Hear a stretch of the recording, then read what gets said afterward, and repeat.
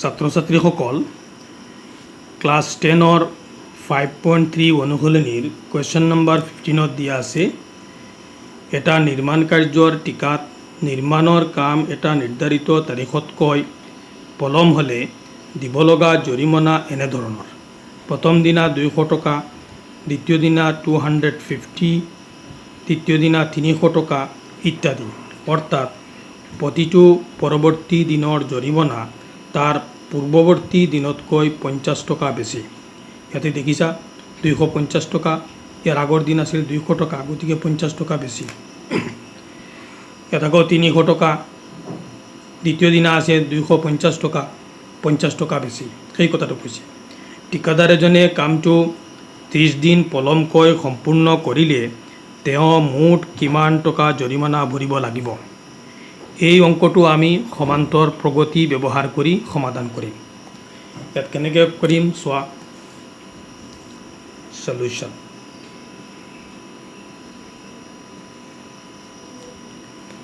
ইয়াত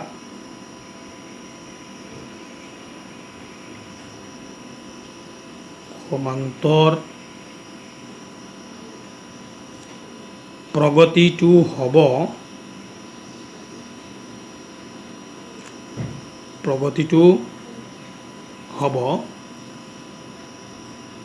200 250 300 first day 200 second day 250 third day 300 এনেকুৱা 30 দিন গতিকে আমি লিখিম 30টা পদলৈ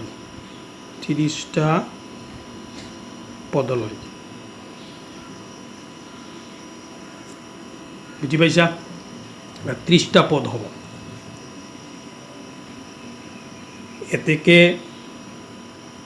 a is equal to কিমান 200 d is equal to 250 minus 200 is equal to কিমান পাইছো 50 n is equal to কিমান 30 আমি জানো যে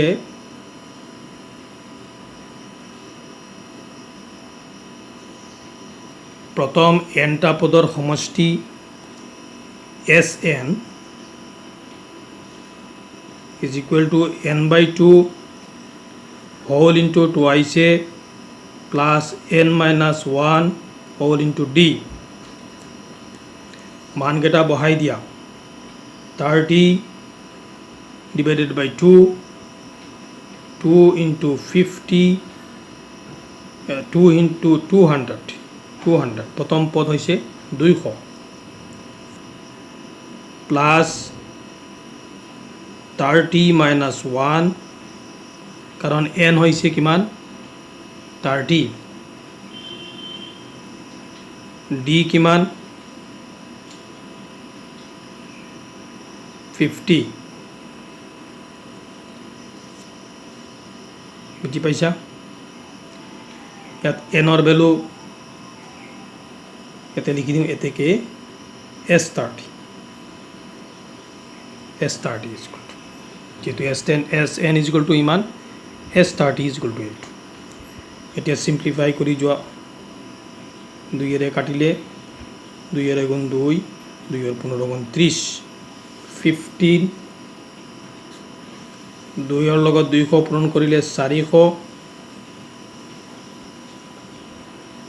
আৰু 29 পূৰণ 50 29 into 50 এতিয়া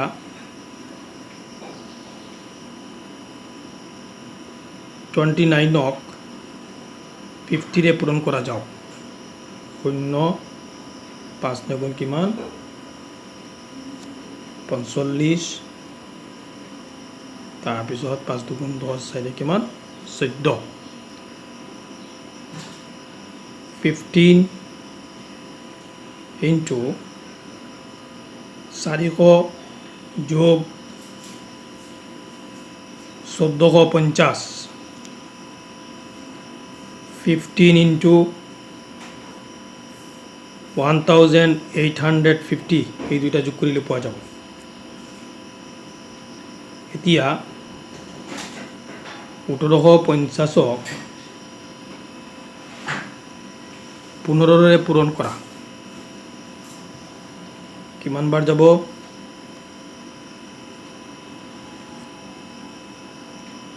পূৰণ কৰিলে 5ৰ গুণ 2 গুণ 0, 5ৰ 5 গুণ 25, এইটো পূৰণ কৰি আছোঁ। ইয়াত কি আহিব?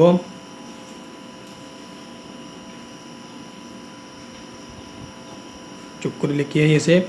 5772, 27,750, sorry 27,750,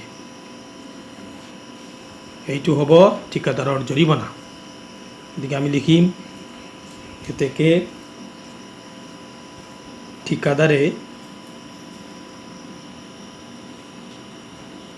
মোট 27,750 টকা জৰিমানা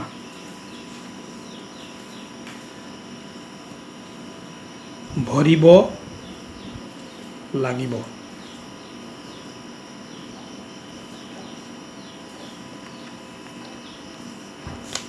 এইবাৰ আমি আহোঁ কুৱেশ্যন নম্বৰ 16।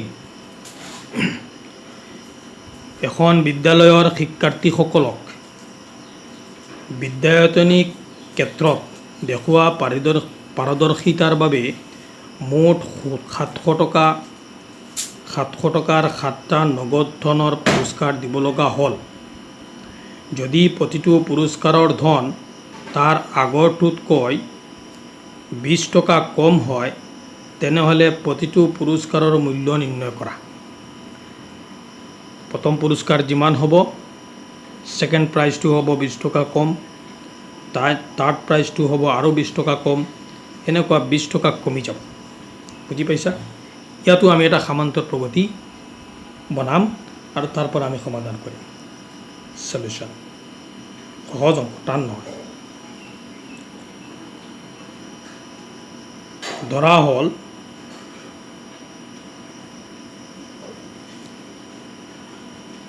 প্ৰথম পুৰস্কাৰৰ পৰা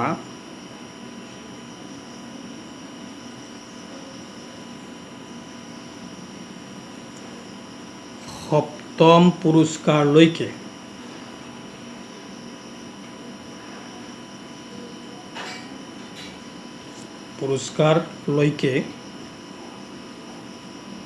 ক্ৰমে A1, A2, A3 ... কিমান? A7। প্ৰশ্নমতে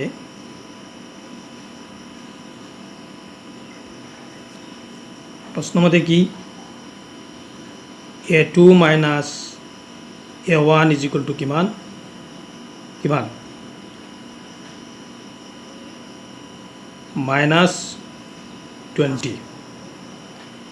A2 minus A1 is equal to -20। কিয়? A2 ডাঙৰ, A1 টো ডাঙৰ, A2 সৰু। প্ৰথম পুৰস্কাৰৰ পৰা দ্বিতীয় পুৰস্কাৰ, গতিকে দ্বিতীয় পুৰস্কাৰৰ পৰা যেতিয়া আমি প্ৰথম পুৰস্কাৰ বিয়োগ কৰিম, তেতিয়া -20 হ'ব। যিহেতুকে প্ৰথম পুৰস্কাৰটো দ্বিতীয় পুৰস্কাৰতকৈ কি হৈ আছে? 20 বেছি আছে।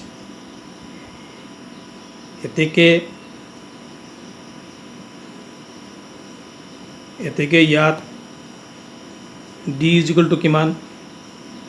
-20। আৰু N is equal to কিমান? 7টা পদ আছে, 7টা পুৰস্কাৰ, গতিকে 7। আৰু S7 7টা পুৰস্কাৰৰ সমষ্টি কিমান আছে? 700। ঠিক আছে? এতিয়া আমি এই SN ফৰ্মুলাটো আমি ইউজ কৰিম। আমি জানো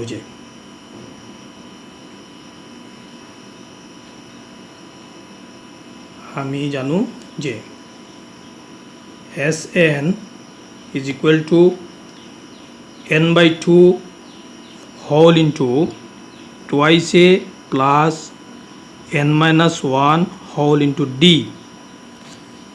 বুজি পাইছা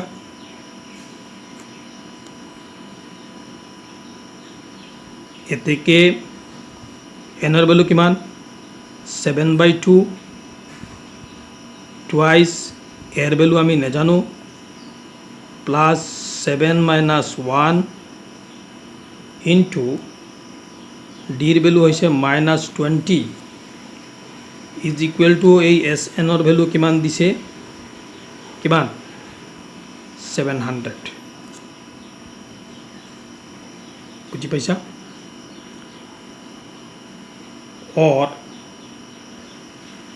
7/2 সিম্পলিফাই কৰো টুৱাইছে আৰু ইয়াৰ খাতৰ পৰা এক গলে কিমান 6 6 লগত 20 পূৰণ কৰিলে কিমান 120 প্লাস এ মাইনাসে -120 ইজ ইকুয়াল টু 700 বুঝি পাইছা और 7/2 into 2 কমন লওয়া যাওক a minus 60 is equal to 700 ऐसे 2 এর কাটি দিয়া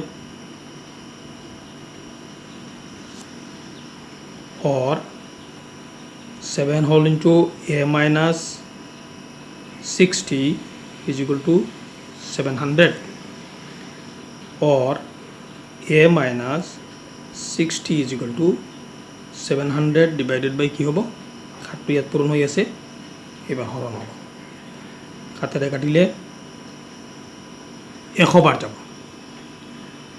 और a is equal to 100 plus 60 is equal to 160 হৈছে এতিয়া আমি এটো ইয়াত কি হ'ব প্ৰথম পুৰস্কাৰ হ'ব কাৰণ এটো আমি প্ৰথম পদ পাইছো এ প্ৰথম পুৰস্কাৰ লিখিছো প্ৰথম পুৰস্কাৰৰ পৰা সপ্তম পুৰস্কাৰলৈ তে ফাৰ্স্ট যেটো প্ৰাইজ সেইটো A1 আৰু A1 আমাৰ ইয়াত কি আছে এ সূত্ৰত এ আহিছে প্ৰথম পদ এ গতিকে আমি লিখিম এতেকে প্ৰথম পুৰস্কাৰ কিমান 160 160 টকা দ্বিতীয় পুরস্কার 160 minus 20 is equal to 140 টাকা ঠিক আছে তৃতীয় 140 minus 20 is equal to 120 টাকা এনেকুৱা যাব চতুৰ্থ পুৰস্কাৰ 120 পৰা তুমি 20 মাইনাস কৰি দিয়া 100 টাকা পঞ্চম পুৰস্কাৰ কি কৰিবা এবাৰ 100 পৰা 20 মাইনাস কৰা কিমান আহিব 80 টাকা ষষ্ঠ পুৰস্কাৰ 80 minus 20 is equal to কিমান 60 60 টাকা আৰু লাস্ট সপ্তম পুৰস্কাৰ কি হ'ব 60 minus 20 is equal to কিমান 40 টাকা বুজি পাইছা এইটো হ'ব উত্তৰ এইবাৰ আমি আহো কোৱেশ্চন নম্বৰ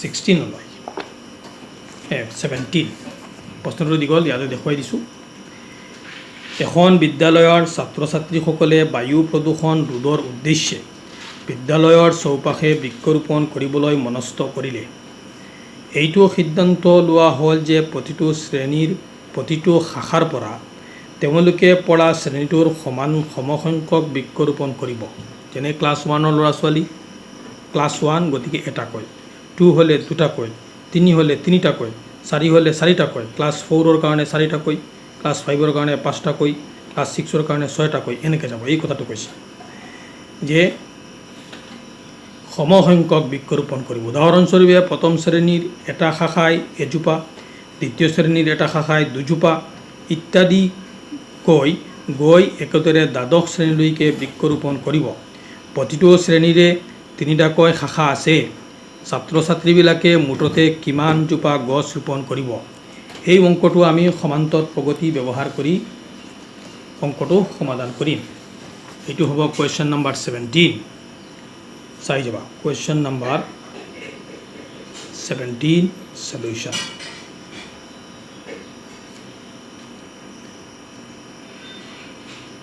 আমি কেনেকৈ কৰিম? প্ৰথম শ্ৰেণীয়ে ৰোপণ কৰা বৃক্ষৰ সংখ্যা, প্ৰথম শ্ৰেণীয়ে লিখি যাওঁ, প্ৰথম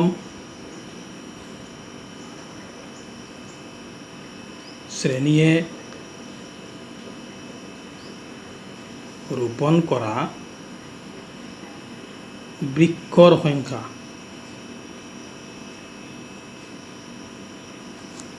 কিমান হ'ব? শাখা 3টা আৰু যেহেতু ক্লাছ 1 এটাকৈ, 3 গুণ কিমান? 3। ঠিক আছে। দ্বিতীয় শ্ৰেণীয়ে ৰোপণ কৰা বৃক্ষৰ সংখ্যা বুজি ল'বা। শাখা 3টা, ক্লাছ 2 2টাকৈ, মুঠ হ'ব কেইটা? 6টা। তৃতীয় শ্ৰেণীয়ে ৰোপণ কৰা বৃক্ষৰ সংখ্যা কি হ'ব?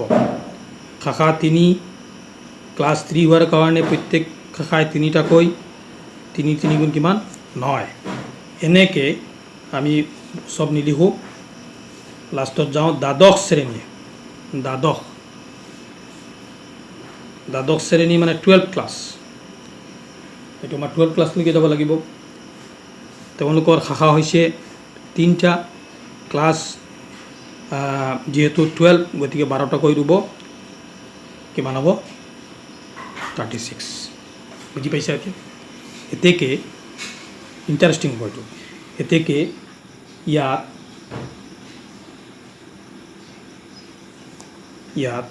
সমান্তৰ প্ৰগতিটো হ'ব, সমান্তৰ প্ৰগতিটো হ'ব প্ৰথম ক'ৰ পৰা আহিব? ক্লাছ 1ৰ পৰা। 3, 6, 9 এনেকৈ লাষ্টত গৈ আহিব 36 হৈছে। এতেকে ইয়াত a is equal to 3, d is equal to 6 minus 3 is equal to 3, হয়নে নহয়? and n number of term কিমান? ক্লাছ কেইটা? 12টা। গতিকে ইয়াত 12টা বহিব। Number of term is equal to 12। হৈছে ক্লিয়াৰ? সমান্তৰ প্ৰগতি পালোঁ। এতিয়া আমি জানো যে ইয়াত কৈছে মুঠতে কিমান, গতিকে আমি সামেশ্যনটো ল'ব লাগিব, টোটেল ল'ব লাগিব। গতিকে আমি SN ত যাম। আমি জানো যে SN ইজ ইকুৱেল টু, আগৰ নিয়মটো কৈছোঁ, ফৰ্মুলা আগতে লিখা হৈছে n/2 y/n - 1 ইনটু d। এতেকে S12 12/2 2 পূৰণ 3 প্লাছ 12 - 1 ইনটু 3। বুজি পাইছা? 2ৰে কাটি দিয়া, 2ৰ 6 গুণ কিমান? 12। চিম্প্লিফাই কৰি দিওঁ, 6, 2ৰ 3 গুণ 6, 12ৰ পৰা আহি গ'লে 11, কিমান হ'ব? 3ৰ 11 গুণ 33 হৈছে 6 ইনটু, পূৰণ কৰিলে কিমান পাম? 39। 6ৰে 39ক পূৰণ কৰিলে আমি কিমান পাই আছোঁ? 234। এতেকে প্ৰশ্নত কৈছে যে মুঠতে ছাত্ৰ ছাত্ৰীসকলে মুঠতে কিমানটা গছজোপা ৰোপণ কৰিব, হয়নে নহয়? মুঠতে কিমানটা গছজোপা ৰোপণ কৰিব। আমি লিখোঁ এতেকে ছাত্ৰ ছাত্ৰীসকলে ছাত্ৰ ছাত্ৰীসকলে মুঠতে 234টা বৃক্ষ ৰোপণ কৰিব।